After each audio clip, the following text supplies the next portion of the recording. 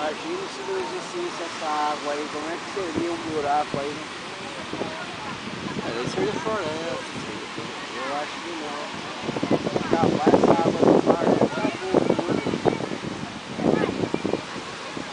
Deve ser feio pra cacete lá embaixo.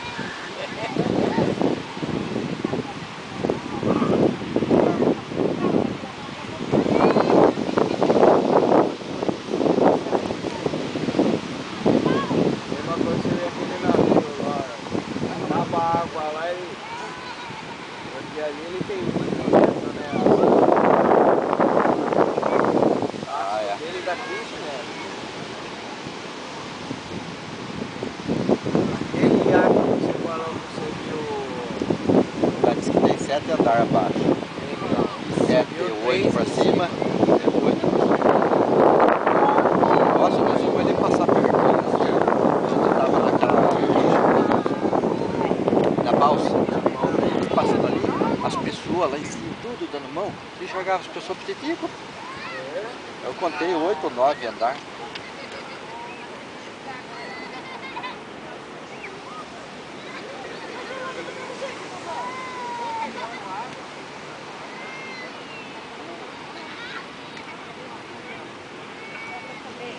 Deixa eu ver se tá salgado. Vê se tá salgado.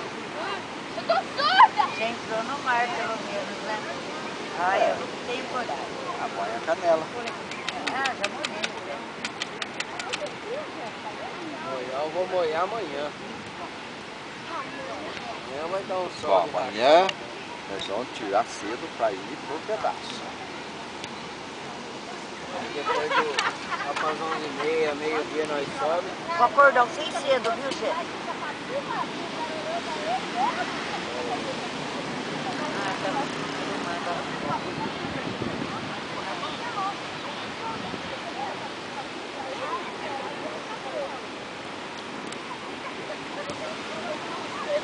Ah, tá Cadê sol? Cadê sol? Vai pegar uma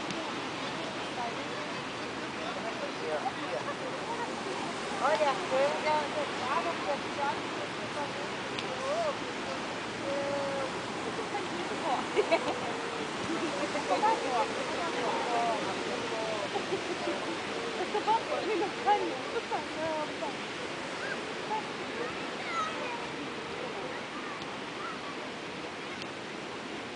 Só que era bem perto.